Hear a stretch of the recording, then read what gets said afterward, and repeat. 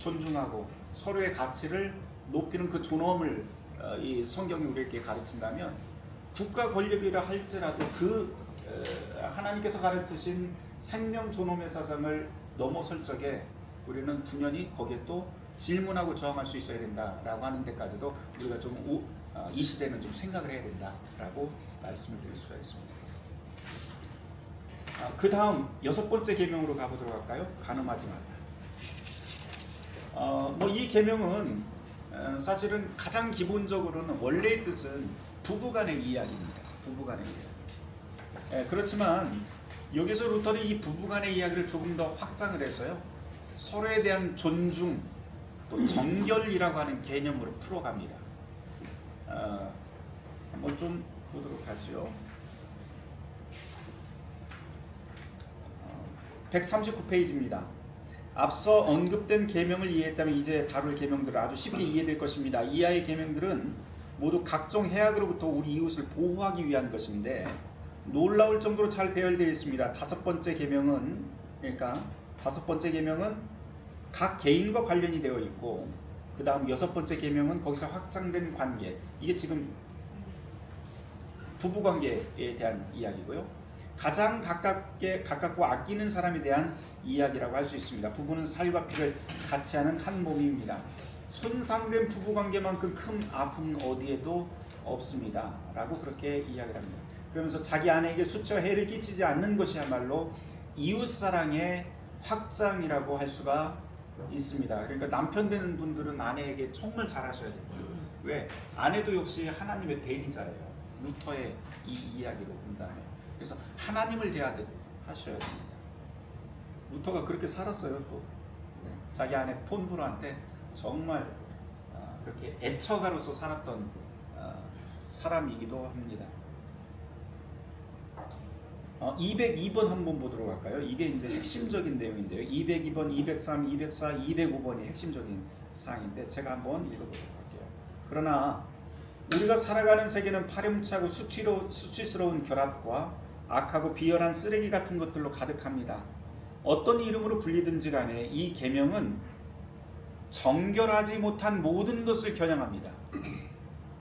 원래 우리가 간음하지 말라라고 하는 것은 부부간에 관한 문제만을 다루는 줄 알았는데, 사실 이 계명이 겨냥하고 있는 것은 뭐라고 해요? 이 세상의 모든 정결하지 못한 것을 다 겨냥한다. 이제 나중에 이 정결이 무엇인지 또 나오게 돼요. 자, 계속 읽어보도록 하겠습니다.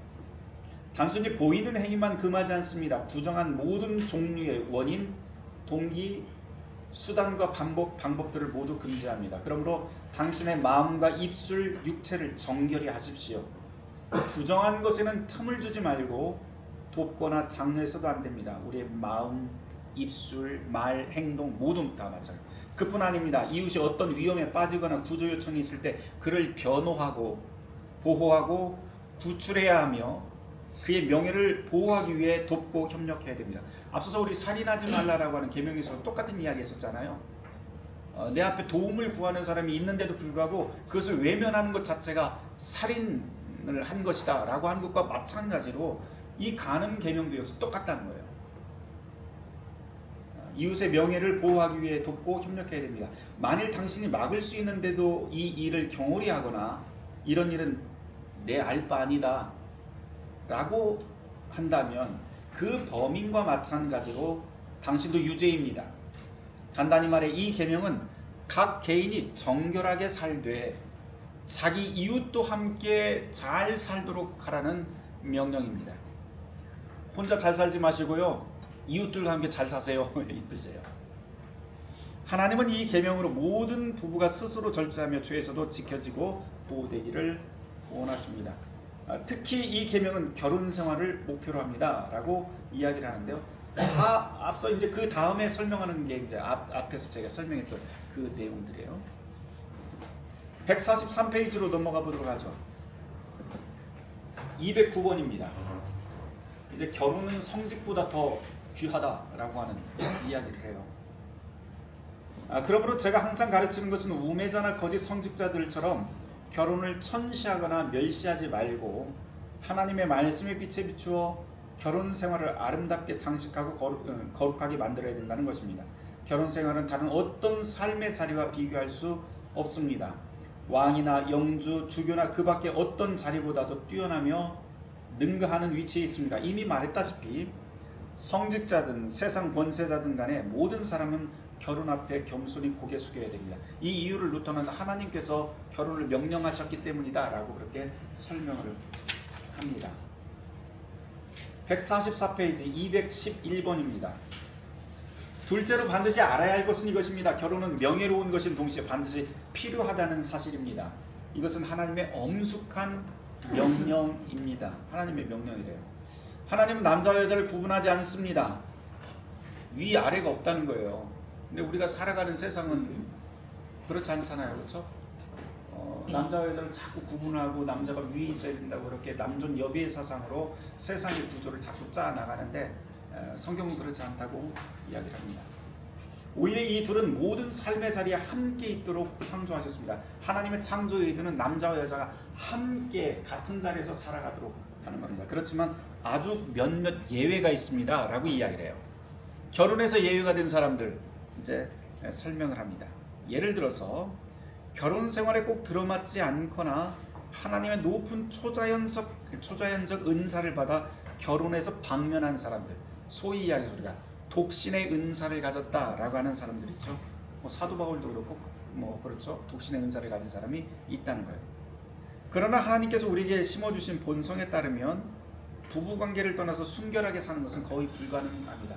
불가능하지만 완전히 불가능한 것은 아니다. 거의라고 했잖아요. 그래서 독신의 은사를 가진 사람들 분명히 있고요. 또 루터가 이야기하듯이 여기는 시대적으로 성소수자라든지 아니면 이혼자라든지 이런 것에 대한 별 관심이 없습니다. 루터는. 왜냐하면 또 이게 설교문으로 작성이 됐었던 거기 때문에 지금 비텐베르크 교회 안에 있는 교인들한테 막 설교를 하는 거예요. 그러니까 사회적으로 교회 바깥에 있는 사람들한테는 그다지 큰 관심이 없지만 오늘날에 우리가 조금 더 확장해서 이해를 한다면 독신하는 사람들, 혼자 사는 사람들, 그리고 이혼한 사람들, 또 성소수자라든지 아니면은 어쩔 수 없이 혼자 살아야만 되는 사람들이 있습니다. 그런 사람들도 역시 우리가 좀 고려를 좀 하고 하나님의 관심을 갖는데 포인트를 둬야 됩니다. 앞서서도 이야기했지만 살인하지 말라라고 하는 계명과 똑같이 이 계명에서도 간음하지 말라 이 계명에서 중요한 것은 생명 존중이에요. 하나님께서 우리에게 살아갈 수 있는 삶의 자리를 주셨고 생명을 주셨기 때문에 각자의 모든 생명들은 존중받아야 된다. 가치 있게 존중받아야 된다라고 하는 것이 또한 여기에서도 핵심입니다. 저쪽 뒤로 가보도록 하죠. 147페이지입니다. 147페이지 219번. 이 계명이 가르치는 것을 요약하면 결론은 이렇습니다. 결혼하신 모든 분들은 생각과 말과 행위로 정결한 결혼 생활을 하십시오. 그리고 정결한 결혼 생활은 무엇일까요? 물어볼 수 있잖아요, 그렇죠? 정결한 건 도대체 무엇일까요? 루터가 지금 이 간음하지 말라라고 하는 계명으로 겨냥하고 있는 딱 한마디, 짧게 말해라 그러면은 이 뜻은 정결입니다. 이렇게 설명을 할 수가 있어요. 이 뜻은 정결. 그럼 정결이 무엇입니까? 물어보면 여기서부터 이제 그 설명이 나옵니다. 남편은 아내를 사랑하고 귀히 여기십시오. 아내는 하나님이 남편에게 주신 선물입니다. 명심하십시오. 부부의 정결함은 남자와 여자가 서로 사랑하며 존경하며 살 때 이루어집니다. 이게 이제 핵심이에요. 정결은 뭐라고 그랬어요? 서로가 사랑하며 존경하면서 살 때 이루어지는 것. 남편들 사랑하십니까? 왜 웃으세요? 왜 웃으세요? 남편을 존경하십니까? 네. 남편들에게 묻겠습니다. 아내를 사랑하십니까? 네. 아내를 존경하십니까? 네. 이것뿐만 아니고 정결의 핵심은 이거예요. 함께 살아가면서 서로를 사랑하고 존경하는 것. 이게 바로 간음하지 말라라고 하는 이 계명의 뜻이랍니다. 그러면은 간음이라고 하는 것은 단순히 어디 가서 외도하고 바람 피우고 하는 것이 간음이 아니라고 하는 말도 되죠. 거꾸로 하면 함께 살아가고 있는데 서로 사랑하지 않고 존중하지 않고 존경하지 않는다면 지금 이 하나님의 계명을 범하고 있다라고도 이야기를 할 수가 있습니다. 또한 조금 더 확장을 해보면 앞서 이 계명에서 제외된 사람들이 있다고 그랬잖아요. 뭐 독신의 은사를 가진 사람이라든지 이런 사람들. 그러면 이런 사람들은 이 계명에서 제외가 된 것입니까? 라고 물어볼 수 있는데 그렇지 않습니다. 왜냐하면 이 계명의 핵심 메시지는 정결이라고 했잖아요. 정결은 뭐라고 했어요? 함께 살아가면서 서로를 사랑하고 서로를 존경해 주는 것. 그러면 독신자라 할지라도 자기가 살아가는 삶의 자리에서 함께 관계하면서 살아가는 사람, 만나는 사람들, 또 자기하고 관계하는 모든 영역의 사람들을 사랑하고 존중하면서 살아가야 된다. 이게 바로 우리 모두를 위한 이 계명의 뜻이라고 이야기를 할 수가 있습니다.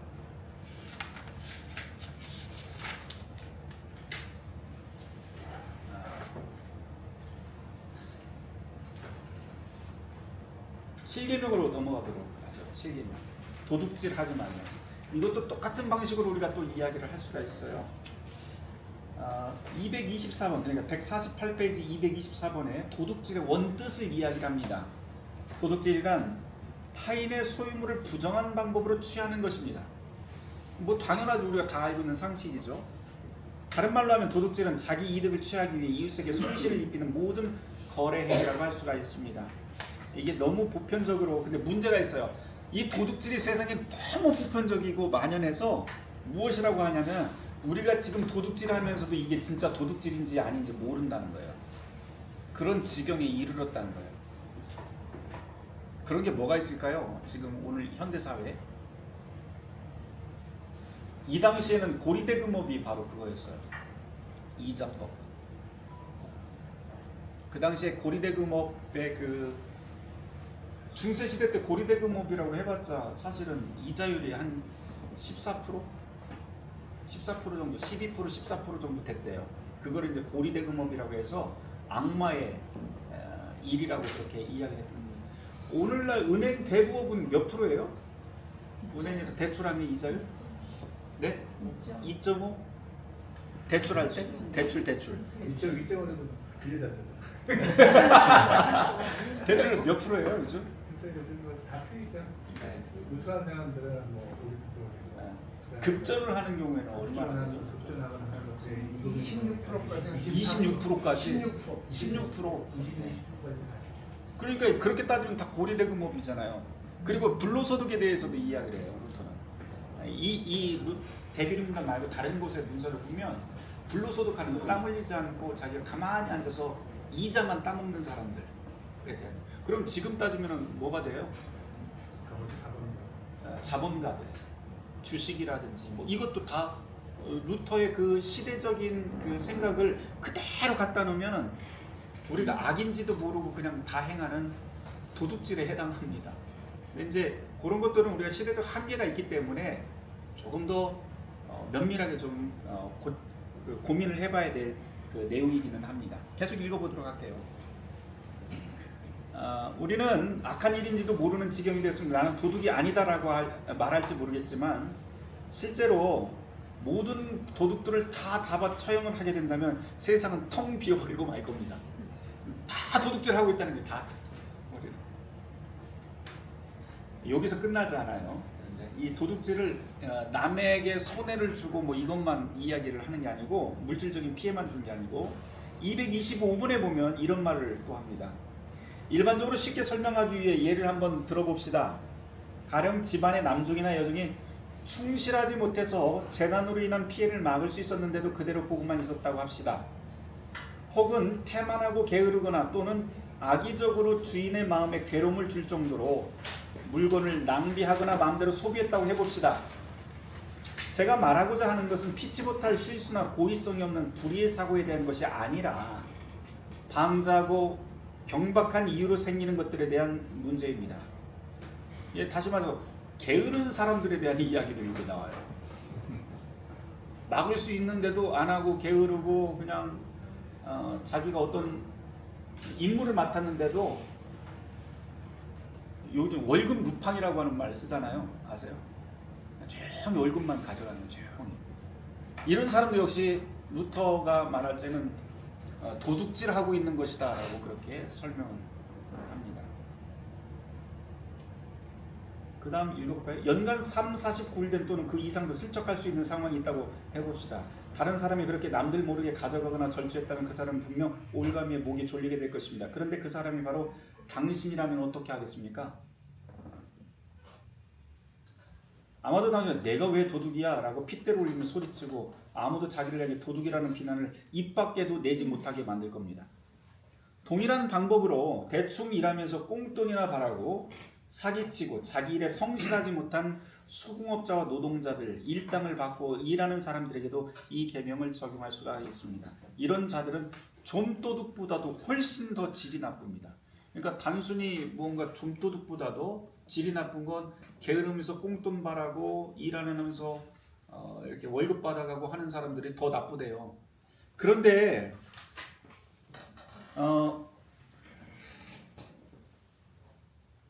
더 큰 도둑이 있대요.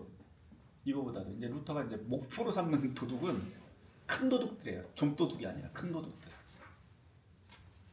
227번인데요. 151번. 더 나아가 이런 도둑은 모든 힘과 수단을 이용해 시장과 일상적인 일터에서 활개를 칩니다. 어떤 사람은 대놓고 결함 있는 상품을 팔고 도량을 속이며 위조화폐를 유통시키고 타인을 속입니다. 비밀스러운 속임수와 교활한 계획 아래 상거래를 하면서 타인의 이익을 탈취합니다.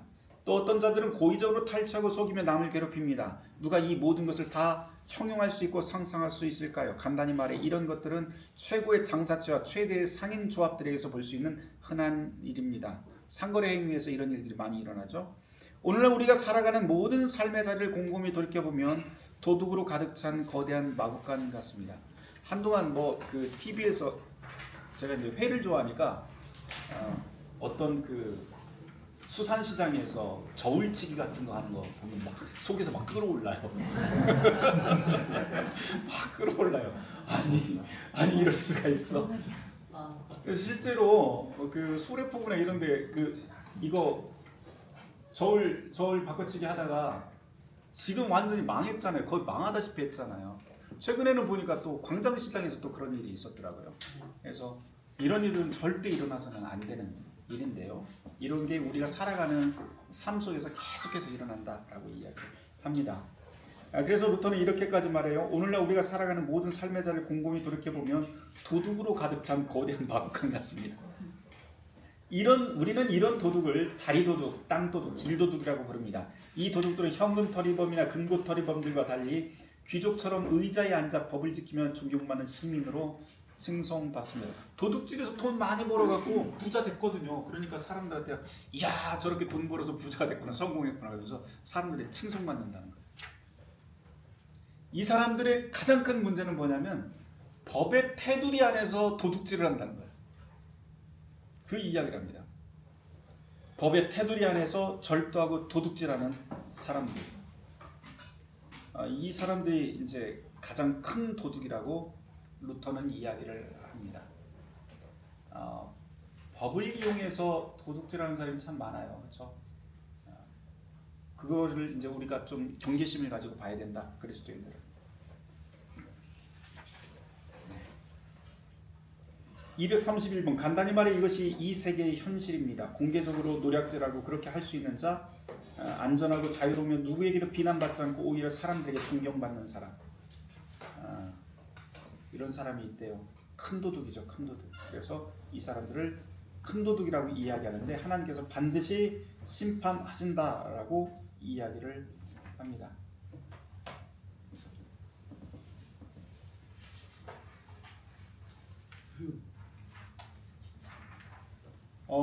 154페이지로 넘어가 보도록 할까요? 234, 235번인데요. 하나님의 이 계명, 도둑질하지 말라라고 하는 이 계명을 경홀히 여기는 사람은 그에게 마련된 길로 접어들게 될 것입니다. 교수대로 가는 길을 피할 수 있을지는 모르겠습니다. 그러나 하나님의 진노와 심판은 피할 수 없습니다. 세상에서 세상에서 법의 심판이라든지 이런 것을 요리조리 잘 피해갈 수 있을지는 모르겠지만 하나님의 심판은 반드시 임하게 된다라고 이야기를 합니다. 오랫동안 오반불손하게 지낼 수도 있을 것입니다. 그러나 결국 거리를 배회하는 방랑객이나 비렁병이로 전락하여 모든 고통과 불행을 겪게 될 것입니다. 그리고 이 계명의 본뜻을 조금 더 확실하게 이야기를 하는데요. 도둑질하지 말라라고 하는 뜻은 상호간의 재산을 보호하면서 살아라라고 하는 뜻으로 그렇게 이해를 합니다. 좀 재미있는 표현이 있는데 좀 끔찍하기도 하고 155페이지에 보면 238번에 이런 말이 있어요. 도둑들 이야기를 하다가 도둑들은 하고 싶은 대로 돈에 푹 빠져 살게 놔두십시오. 그러나 하나님은 당신의 계명을 잊지 않습니다. 그래서 그들이 행한 대로 갚으실 것입니다. 하나님은 그들을 녹색 교수대가 아니라 마른 나무에 매달 것입니다. 라고 하는 표현을 쓰는데요. 교수형 틀이 두 가지가 이제 중세시대 때 독일에 있었어요. 하나는 일반적으로 말하는 그 녹색 틀이라고 그렇게 이야기하는. 녹색 틀은 우리가 잘 알는 영화에서 많이 보시잖아요. 목 매달아서 그냥 딱 그 밑에가 탁 뚫리면 그냥 탁 목 매달아서 죽습니다. 그게 이제 첫 번째 교수대 틀인데요. 마른 나무 틀이라고 하는 것은 큰 원형 같은 데다가 사람을 이렇게 묶어 놓습니다. 그 바퀴 같은 데다. 그런 다음에 하늘에다 매달아요. 이렇게 해서 종종 그 외국 영화나 그 그림들에 나오기는 하는데요. 이렇게 생긴 나무 바퀴 같은 게 있어요. 이렇게 생긴 나무 바퀴에다가 사람을 이렇게 매달아 놓습니다. 여기 이렇게 묶는 거죠. 묶고 이 바퀴 그 축이 있잖아요. 축에 나무를 길게 박아갖고 한 5m, 3, 4m 이렇게 박아서 딱 사람들이 멀리서도 볼 수 있도록 이렇게 박아놓습니다. 그리고 이게 위쪽으로 향하는데 그러면 사람이 이렇게 누워 있잖아요. 그래서 움직이지를 못합니다. 햇볕이 쨍쨍하는 벌판에다 그렇게 딱 올려놔요. 그럼 어떻게 될까요? 이 사람은 굶어 죽기도 하겠지만 햇빛 때문에 갈증 나서 그렇지만 새가 와서 막 쪼르고 그래서 그렇게 가게 돼요. 이게 이제 마른 나무 교수형이라고 보통 이야기해요. 굉장히 잔인한 형틀인데요. 이게 이제 중세시대 굉장히 유행하던 그런 교수형 방법이었습니다. 저쪽 157페이지로 넘어가 들어가죠. 157페이지. 157페이지 243번. 우리는 진실로 이 일을 매일 생생하게 경험하고 있습니다. 도둑질이나 부정한 방법으로 취한 재물은 오래가지 못합니다. 밤낮으로 노력해도 단 한 푼의 재산도 늘리지 못하는 사람들이 얼마나 많습니까? 그렇게 재산을 모은다고 해도 결국 고통과 불행으로 안식을 누리지 못하고 자식들에게 넘겨주지도 못합니다. 그런데 모두가 이것을 무시하고 제멋대로 아무 상관이 없다는 듯 행동합니다. 그 때문에 하나님은 우리에게 다른 모양의 시련을 주시며 호되게 가르치십니다. 예를 들면 시련에 시련을 더하시기도 하고 때로는 군대가 몰려와 눈 깜짝할 사이에 금고와 지갑을 탈탈 털어 땡전 한 푼 남기지도 않게 만듭니다. 게다가 집과 가정을 황폐하게 만들기도 하고 우리 처자의 목숨을 거두어 가실 수도 있습니다. 간단히 말합니다. 당신이 도둑질로 많은 재산을 누리고 있습니까? 그렇다면 분명히 아십시오. 도둑질한 만큼 그대로 잃을 것입니다. 권력과 부정으로 도둑질했습니까? 그렇다면 당신이 다른 사람에게 했던 그 모습 그대로 고통당할 것입니다. 하나님은 이런 일에 능하신데 도둑을 벌하실 또 다른 도둑을 사용하십니다. EJ 전법을 사용하신대요. 악당이 있으면은 선하게 이렇게 선한 사람을 딱 세워갖고 악당을 처리하는 게 아니라 더 끔찍한 악당을 세워갖고 처리를 하십니다. 이런 방법이 아니고서는 그 많은 교수형 틀의 수요를 감당할 수 있을까요? 분명히 아십시오. 이것은 하나님의 계명입니다. 그리고 이 계명은 결코 허언이 아닙니다. 만일 당신이 우리를 무시하고 속이고 빼앗고 도둑질한다면 주님이 우리에게 가르쳐 주신 기도대로 자비와 용서의 자세로 감내하고 참고 견디겠습니다. 신앙인이라면 그것으로 충분합니다. 그러나 당신은 다른 누구보다도 심각한 상처를 스스로 만들게 될 것입니다. 특별히 이런 경우 정신 차려 조심하십시오. 만일 하루 벌어 풀칠하며 사는 사람이 가난한 사람이 도움을 당신에게 구하러 왔다면 당신이 그를 업신여긴 나머지 뼈에 사무치도록 모질고 경솔하게 되었다고 칩시다. 당신이 마땅히 돌봐야 할 힘없는 사람인데도 아주 교만스럽게 대하는 것입니다. 그 사람은 자기가 당한 아픔과 상처를 어디에도 하소연할 길이 없이 돌아가게 될 것이고, 이 사람은 결국 어디에다가 하소연한다고요? 하늘을 향해서 통곡하면서 하늘에다가 일러 바친대요. 그러면은 하나님이 듣고 하나님이 이루어 주신대. 보복하신다는 거죠. 제가 다시 강조합니다. 이것은 악마를 경계하는 만큼이나 경계해야 할 일입니다. 왜냐하면 가난한 자들의 탄식과 부르짖음은 결코 웃어넘길 일이 아닙니다. 이것은 당신과 온 세상에 크나큰 영향을 미치게 됩니다. 가난한 자의 상처받은 소리는 하나님께 곧바로 상달되기 때문입니다. 하나님은 가난한 자와 그들의 눈물을 끌어안으십니다. 그러고는 그대로 두지 않습니다. 이 사실을 당신이 간과하고 무시한다면 결국 누구와 대적하게 될지 아셔야 됩니다. 그럼에도 불구하고 당신이 이런 방법으로 성공하고 잘 살게 된다면 하나님과 나를 온 세상 앞에서 거짓말쟁이로 욕해도 좋습니다. 160페이지로 가보도록 하죠. 160페이지입니다. 우리에게 맡겨진 소임은 하나님의 말씀으로 가르치고 훈계하는 것 그것뿐입니다. 반면에 노골적인 방종을 제어하는 일은 영주와 정부의 일입니다. 영주와 정부는 무역과 상거래의 모든 분야에서 가난한 자들이 아픔을 당하거나 착취당하지 않도록, 그리고 타인의 범죄로 인해 고통당하지 않도록 질서를 바로 잡아야 됩니다. 그러니까 공권력이 사용돼야 될 부분이 바로 이런 거라는 거예요. 그러니까 가난하고 억울한 사람이 없도록 그 힘을 하나님께서 공권력이라고 하는 것을 주셨다는 거죠. 근데 이 일을 엉뚱한 데다 쓰면 또 하나님께서 치신다는 거예요. 엉뚱하게. 이 일을 위해서는 공적 직무를 과감하게 수행해야 됩니다. 도둑질이 무엇인지 충분히 설명했습니다. 이것은 좁은 의미로만 국한할 수 없고 더 넓게 보아 이웃과 관계하는 모든 영역까지 확대됩니다. 앞서서 모든 계명들이 다 그랬죠. 본래의 뜻이 있다면 확장된 계명이 있다. 그 확장된 계명은 늘 큰 틀에서, 복음의 틀 안에서 생명을 존중하고 그리고 함께 살아가는 그런 가치를 더욱더 드높이는 일에 그 계명이 그 해석이 됩니다. 앞서 언급했지만 다시 요약하여 말하면 이 계명의 첫째 주제는 금지입니다. 이웃에게 손해를 입히거나 부정한 일을 하지 말라는 것이 첫 번째 주제입니다. 덧붙여 생각해야 될 것은 이웃의 소유와 재물을 감소시키거나 손상시키거나 부당하게 취급하지 말라는 것입니다. 우리는 이런 일에 동의하지도 눈 감지도 말아야 됩니다. 오히려 이런 불의함에 대적하고 미연에 방지해야 됩니다. 그 다음 주제는 하나님께서 이 계명을 통해 우리에게 제공하시는 것입니다. 더욱더 적극적으로 설명을 하면 이웃의 재화를 증진시키는 데 노력을 해야 된다. 이웃의 삶을 더욱더 풍성하게 만드는데 우리가 노력해야 된다. 이게 바로 이 계명의 도둑질하지 말라라고 하는 계명의 뜻이라고 설명을 합니다.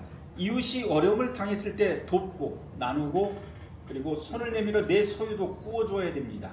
친구든 원수든 상관없습니다. 선행을 하고자 하는 자라면 이웃과 관계하면서 넘치는 일감을 발견하게 될 것입니다. 선행을 하는 사람, 정말 하나님의 뜻으로 기도하면서 살아가는 사람은 세상을 보면 내가 해야 될 일들, 내가 손을 내밀어야 될 일들, 내 소유를 함께 나눠야 될 일들이 이렇게나 많구나 하는 것을 알게 된다는 거예요.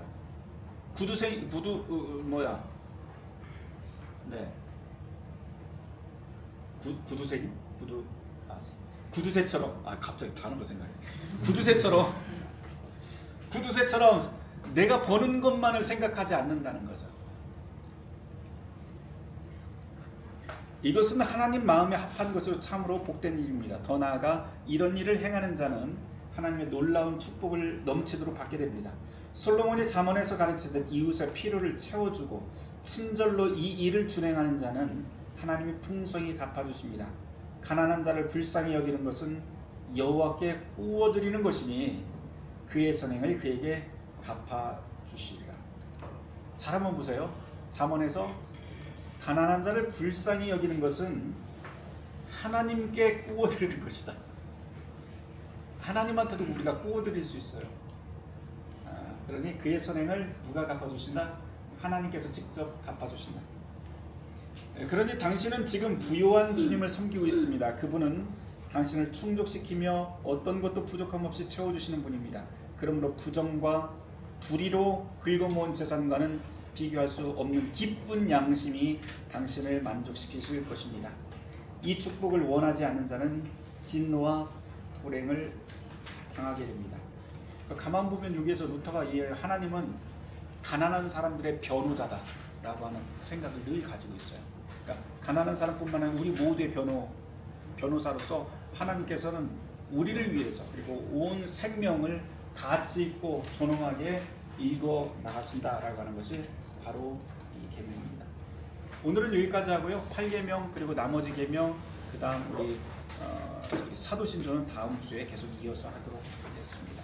제가 기도하고 마치도록 하겠습니다.